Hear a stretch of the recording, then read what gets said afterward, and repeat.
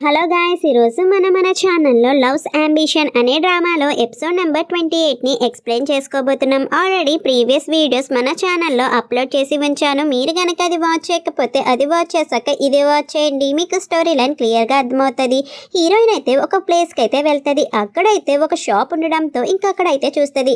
ఇంకా ఆమెకి ఆ ప్యాటర్న్స్ అండ్ ఆ కలర్ కాంబినేషన్ బాగా నచ్చి ఒక స్కార్ఫ్ అయితే ట్రై చేసి ఆమెనైతే అడుగుతుంది, ఇది మీరే ప్రిపేర్ చేశారా, ఇది దీని క్రియేటర్ మీరేనా అని చెప్పి ఆమెను అడిగేసరికి అవును అని చెప్పి అంటదన్నమాట. ఇంకా హీరోయిన్ అయితే అంటది, మీ ప్యాటర్న్స్ నాకు చాలా బాగా నచ్చినాయి, మీరు నాకు ఇది ఎలాగనేది నేర్పిస్తారా అని అడిగేసరికి నేర్పిస్తాను అని చెప్పి అంటదన్నమాట. ఇక్కడ డిఫరెంట్ కలర్ బ్లూస్ అయితే ఉన్నాయి, మీరు స్పెషల్ టెక్నిక్ ఏమైనా యూజ్ చేశారా ఏంటి అని చెప్పి అడిగేసరికి మనం కాఫీ షాప్లో కూర్చొని మాట్లాడుకుందామని చెప్పి వస్తారన్నమాట. ఇంకా ఆమె అయితే అంటది, ఏంటమ్మా నీకు ఇదంతా బాగా ఇంట్రెస్టా ఏంటి అని అడగగానే, నేను కూడా బోటింగ్ డ్రాయింగ్ అనేది నేర్చుకుంటున్నాను అండ్ నేను ఒక ఎగ్జిబిషన్కి కూడా వెళ్ళాను, అక్కడ టెక్స్చర్ అండ్ ప్రతి ఒక్క బ్లూ షేడ్ అనేది చాలా బాగా నచ్చింది, అది ఎవరు తయారు చేశారని చూసేసరికి చాలా ఫేమస్ అయిన చూ డాంగ్ఫింగ్ అనే అతను అయితే తయారు చేశాడు.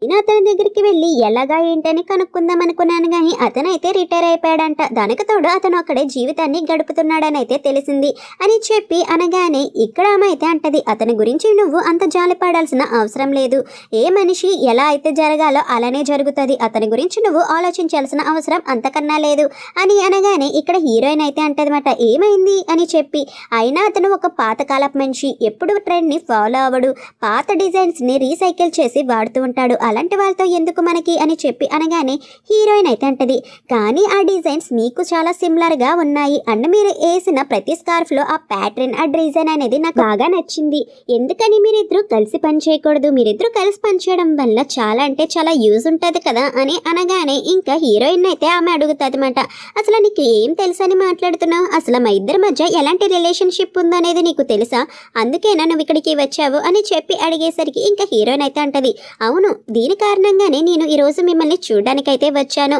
అందుకోసమే నేను మీతో మాట్లాడుతున్నాను అని చెప్పి హీరోయిన్ అయితే అనేసరికి ఇంకా ఆమెకైతే కోపం వస్తుంది, ఏం చెప్పమంటావు చెప్పు, నేను అసలు నీకు ఏం చెప్పాలని అనుకోవడం లేదు, అయినా వాడితో నేను ఎందుకు వర్క్ చేయాలి, నేను వర్క్ చేయాలనుకోవడం లేదు అని చెప్పి అంటదన్నమాట. ఇదంతా హీరోకి చెప్పి ఆమెకి అతని మీద చాలా కోపం అయితే ఉంది, ఈ కోపాన్ని ఎలాగైనా తగ్గించాలి అనేసరికి, అవును ఇదేం చేయాలో తెలియట్లే, కానీ ఈ హెయిర్ పెన్ యూజ్ చేసి మనమైతే ఇక్కడ ఒక కన్వర్జేషన్ని బిల్డ్ చేయొచ్చు వాళ్ళిద్దరి మధ్య అని చెప్పి అనేసరికి, సరే ఈ హెయిర్ పెన్ ద్వారానే చేద్దామని చెప్పి అనుకుంటారు. ఇంకా వెంటనే హీరో అయితే హెయిర్ పెన్ తీసుకొని, ఇది మీ ఆవిడదే కదా, మీ ఆవిడ మీతో మాట్లాడాలని చెప్పి అనుకుంటుంది, మౌంటైన్ దగ్గర ఉన్న కొండ దగ్గరికి రమ్మంటుంది, మీరు వెళ్ళి మాట్లాడొచ్చు కదా అని చెప్పి అంటారన్నమాట.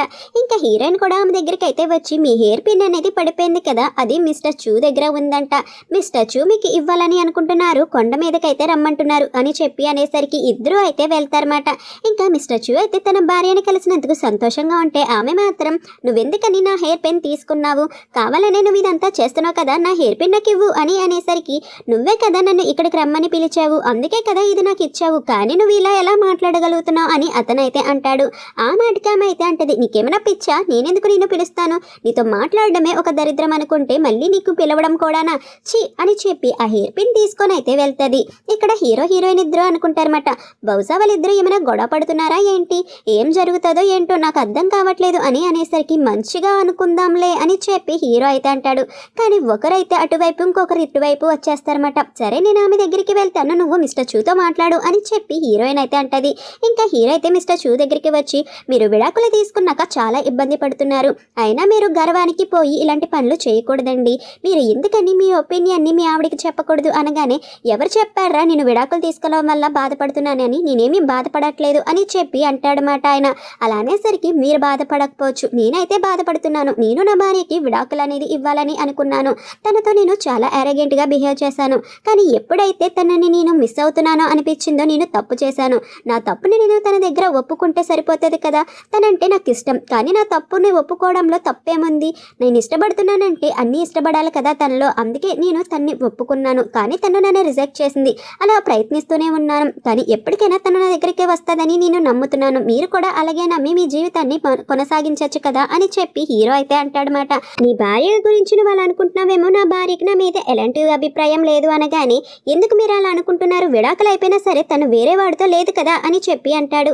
ఇక్కడ హీరోయిన్ అయితే అంటది, ఏమైంది, నేను ఇలా చేసినందుకు నన్ను క్షమించండి, కానీ మీ ఇద్దరు మాట్లాడుకుంటే గొడవలు సార్ట్ అవుట్ అవుతాయి అని చెప్పి నేను ఇదంతా చేశాను. ఏమైనా మాట్లాడుకున్నారా? ఒకసారి కూర్చొని మాట్లాడుకుంటేనే కదా ఏంటనేది తెలుస్తుంది అనగానే ఇంకా ఆమె అయితే అంటది, ఇది నీకు సంబంధించింది కాదు, అయినా సరే మా విషయంలో ఎందుకని ఇన్వాల్వ్ అవుతున్నావు, నువ్వు దూరంగా ఉంటే చాలా బాగుంటుంది అమ్మాయి అని చెప్పి హీరోయిన్ అయితే అనేసరికి ఇంకా హీరోయిన్ అయితే అంటది, నాకు తెలుసు మీ బాధ ఏంటో అని చెప్పి, నేను నీ ప్లేస్లో ఉండే ఆలోచిస్తున్నాను అనగానే, నా ప్లేస్లో ఉండి ఆలోచిస్తున్నావా? అసలు ఏం ఆలోచిస్తున్నావు? తను నన్ను యూజ్ చేసుకున్నాడు, అర్థమవుతుందా అని అనగానే, నేను కూడా మీలాగే అనుకున్నాను, నేను కూడా మీరు ఏదైతే తప్పు చేశారో అదే తప్పు ఒకప్పుడైతే చేశాను, అలా నా భర్తకి దూరంగా అయితే ఉన్నాను, కానీ ఎప్పుడూ నా భర్త నన్ను ప్రేమిస్తూనే ఉన్నాడు, నా కోసం చాలా చేశాడు, చాలా హెల్ప్ చేశాడు, కానీ నాకు అనిపించింది ఏంటంటే మళ్ళీ తనకి నా మీద ఏమైనా ప్రేమ ఉందా లేదా నన్ను యూజ్ చేసుకోవడానికి ఇదంతా చేస్తున్నాడు అనేది, కావాలంటే మీరే చూడండి, మీ ప్రతి ఒక్క ఎడ్యుకేషన్కి తను సీక్రెట్గా అయితే వెళ్తున్నాడు అండ్ తనకి మీ మీద చాలా ప్రేమ అనేది ఉంది అని చెప్పి అనగానే, నాకు అర్థం కావట్లా, నిజంగా తను ప్రేమిస్తున్నాడో లేదో నాకు ఇంకా అనుమానంగానే ఉంది అని చెప్పి ఆమె అయితే అంటది. ఆ మాటకి అతను అయితే అంటాడు, ఎప్పుడు నేను చెప్పింది విన్నావు గనక అందుకే ఈ అనుమానం, నిన్ను నిజంగానే ప్రేమిస్తున్నానని చెప్పి మిస్టర్ చూ అయితే తన భార్యతో చెప్తాడనమాట. అలా చెప్పేసరికి ఆమె కూడా కొంచెం కూల్ అయితే అయిపోతుంది. అలా భార్యాభర్తలు అయితే ఇద్దరు కలిసిపోతారన్నమాట. ఇంకా వాళ్ళిద్దరూ కూడా సరే అని చెప్పి కూర్చొని అంతా సెటిల్ అయితే చేసుకుంటూ ఉంటారు.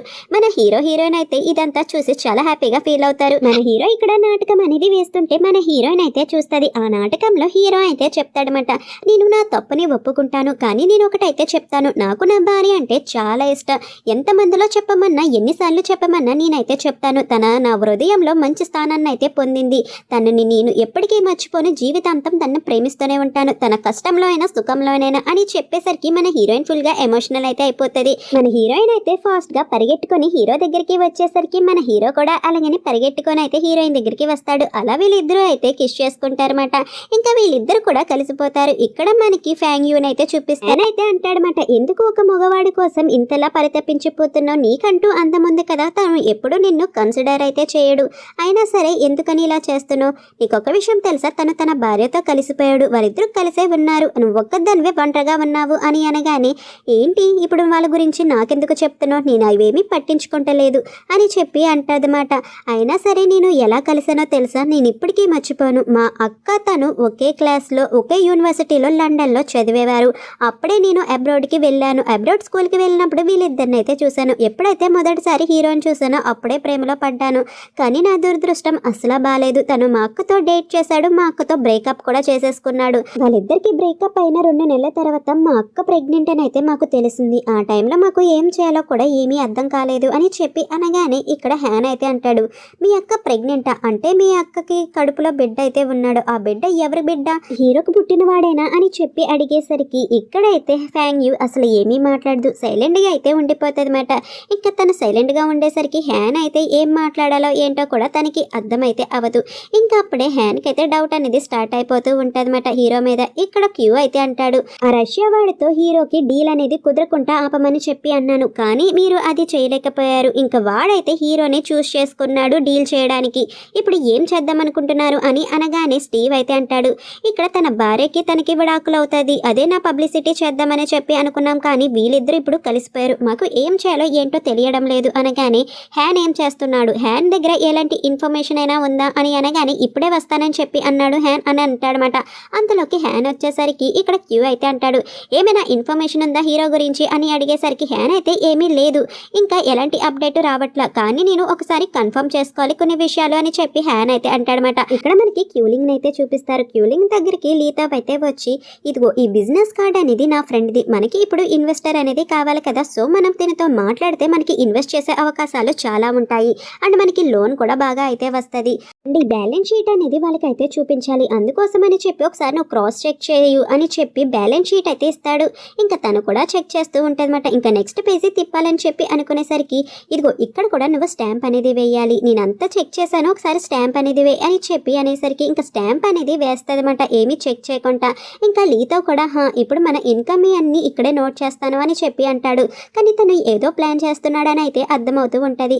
ఇక్కడ హీరోయిన్ దగ్గరికి అయితే లింగ్ అయితే వస్తాడనమాట. ఇంకా లింగ్ ఫ్లవర్స్ తీసుకొచ్చేసరికి అక్కడ అప్పటికి ఫ్లవర్స్ అయితే ఉంటాయి. నీకోసం ఎవరో ఫ్లవర్స్ కూడా తీసుకొచ్చారు నాలాగానే, కానీ ఈ రోజు నీ ముఖం చాలా మెరిసిపోతూ ఉంది, చాలా ఆనందంగా ఉన్నట్టున్నా, దానికి కారణం ఏంటో తెలుసుకోవచ్చా అని చెప్పి అడిగేసరికి హీరోయిన్ అయితే చెప్తుంది, నేను హోమింగ్ ఇద్దరం అయితే కలిసిపోయాము, ఎంత త్వరగా అయితే అంత త్వరలో నేను నా ఇంటికి కూడా వెళ్ళిపోతాను, నేను చాలా సంతోషంగా అయితే ఉన్నాను అని చెప్పి అనగానే ఇక్కడైతే జాంగ్లింగ్ అయితే అంటాడనమాట.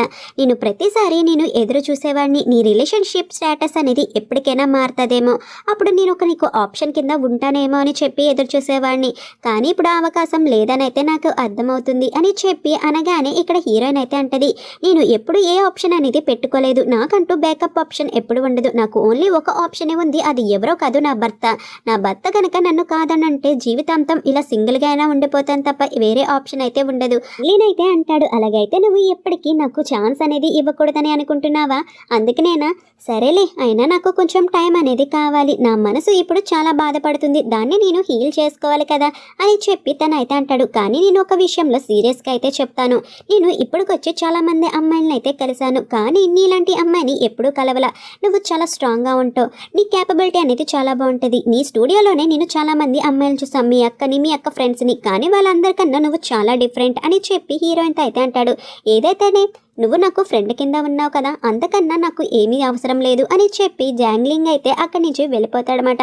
ఇవైతే ఇక్కడ హ్యాన్కి అయితే కాల్ చేస్తాడు. ఏం జరుగుతుంది అసలు నాకు చెప్పు అని చెప్పి స్టీవ్ అడిగేసరికి హ్యాన్ అయితే చెప్తాడనమాట.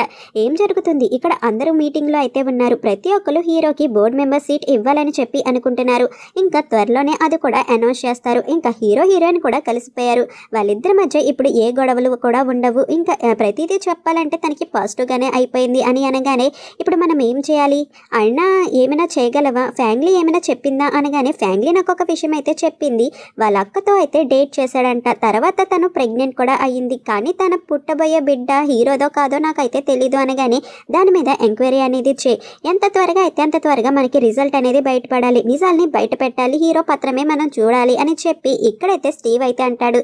హ్యాన్ కూడా సరే అయితే అంటాడనమాట. ఇక్కడ మన హీరోయిన్ అయితే ఇంటికైతే వెళ్ళిపోతుంది. హీరోయిన్ వచ్చిందని తెలిసి ఇక్కడ హోంచంగ్ అయితే హీరోయిన్ కోసం వచ్చి తన డ్రాయింగ్స్ అన్ని చూపిస్తాడనమాట. ఈ డ్రాయింగ్ వేసినప్పుడు మీరే గుర్తు వచ్చారు వదిన, నాకు ఇలాంటి ఇంట్లో మనం అందరం కలిసి ఉండాలని చెప్పి నేనైతే అనుకుంటున్నాను అని చెప్పి అంటాడు. ఇంకా వాళ్ళ అన్నకైతే చెప్తాడు, నేను మీ ఇద్దరి మధ్యలో పడుకుంటాను, నేను మీతోనే రోజు ఉంటాను అని అనేసరికి సరే అయితే కిందకి వెళ్ళి వదిన ఏం చేస్తుందో చూస్తాను అని చెప్పి అంటాడు. అప్పటికి హీరోయిన్ అయితే పడుకొని పోయేసరికి హీరోయిన్కి అయితే హీరో దుప్పటి అనేది కప్పుతాడనమాట. ఇంకా దుప్పటి కప్పి హీరోయిన్కి అయితే కిస్ అనేది చేసేసరికి పైనుంచి దాంతో హోంచంగ్ అయితే చూస్తాడు. వీళ్ళిద్దరు ఇలా కలిసి ఉండడం చూసిన హోంచంగ్ అయితే చాలా హ్యాపీగా అయితే ఫీల్ అవుతాడు. అంతే ఫ్రెండ్స్, ఇక్కడతో ఈ ఎపిసోడ్ అనేది కంప్లీట్ అయిపోయింది. And thank you for watching.